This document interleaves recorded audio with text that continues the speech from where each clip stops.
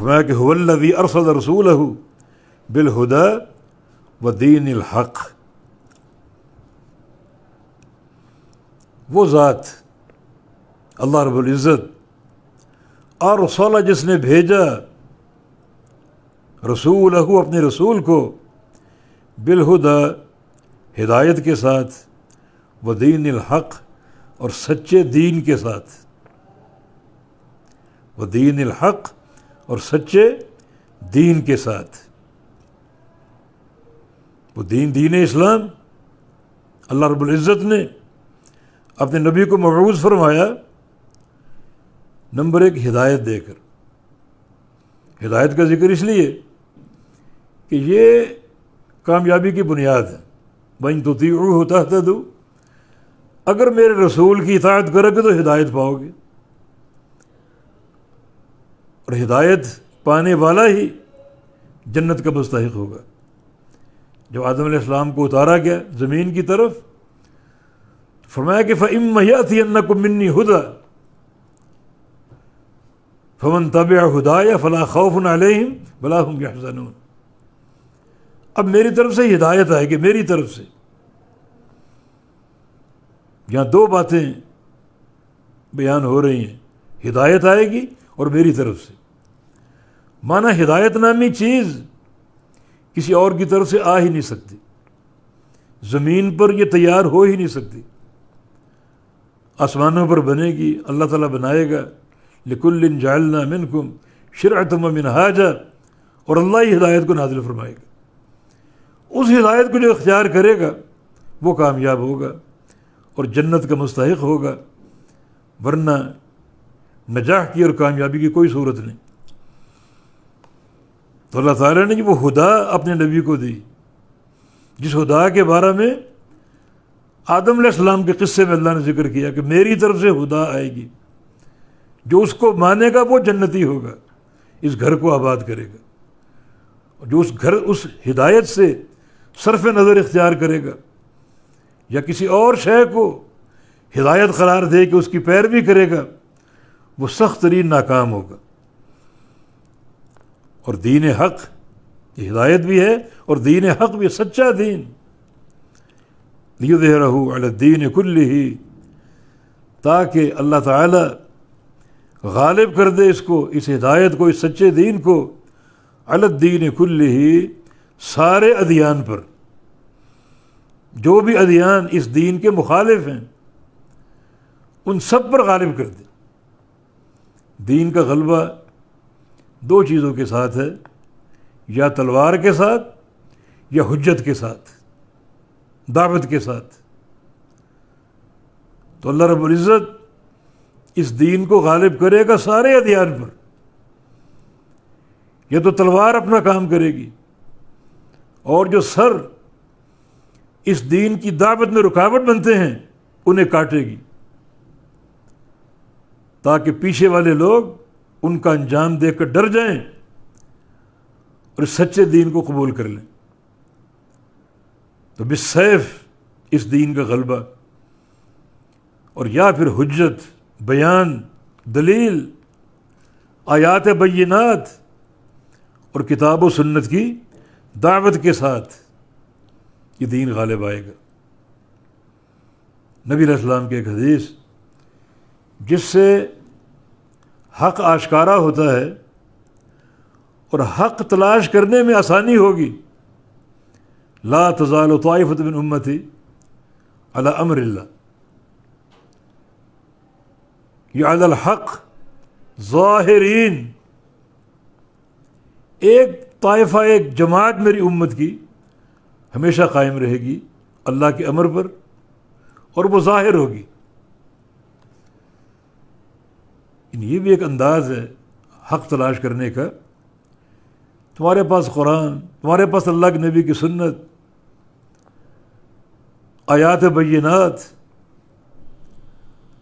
جو حق کی دعوت دیتے ہیں۔ وَيَسْتَنبِئُونَكَ حَقٌّ هُوَ قُلْ اِی وَرَبِّی إِنَّهُ لَحَقٌّ۔ سراسر یہ حق ہے، یہ دین حق ہے۔ کتاب و سنت اختیار کر لو، باقی ہر شے چھوڑ دو تاکہ تم حق پر قائم ہو جاؤ۔ اور اگر تمہیں سمجھ نہیں آتی تو پھر جاؤ اس جماعت کو تلاش کرو جو قیامت تک رہے گی اللہ کے امر پر، اور ظاہرین، ظاہر اور غالب، اس جماعت کو ڈھونڈو۔ اس جماعت کی نشانیاں کیا ہیں؟ علی امر اللہ، یہ اللہ کے امر پر قائم ہوگی۔ اللہ کا امر قرآن و حدیث ہے، اللہ کا امر اللہ کی وحی، کسی امام یا مجتہد کا قول نہیں ہے، کسی انسان کی باتیں نہیں ہیں، اللہ کا امر، اس کی وحی۔ جاؤ تلاش کرو دنیا میں کہ اللہ کی وحی پر قائم سچی جماعت کون سی، حق پیش کیا جا رہا ہے۔ اور ظاہرین بمعنی غالب، یہ غلبہ دلیل اور حجت کا، یہ کبھی مغلوب نہیں ہوں گے۔ کتاب و سنت کی دلیل سب پر غالب ہوگی۔ یہ ظاہرین کا ایک اور معنی ہے کہ وہ لوگ چھپے ہوئے نہیں ہوں گے، کھلم کھلا آپ کو دکھائی دیں گے۔ چھپے ہونے سے مراد یہ ہے کہ بہت سی جماعتیں، بہت سے طوائف، ان کی دعوتیں ایسی ہیں کہ ان کو چھپانے کی کوشش کرتے ہیں۔ بہت سے لوگ ہیں وہ نہیں چاہتے ہماری کتابوں کے بعد فقہی مسائل لوگ سنیں، اتنے گندے، اتنے حیا کے تقاضوں کے منافی، عقیدہ تک چھپاتے ہیں، وحدت الوجود کا عقیدہ چھپاتے ہیں۔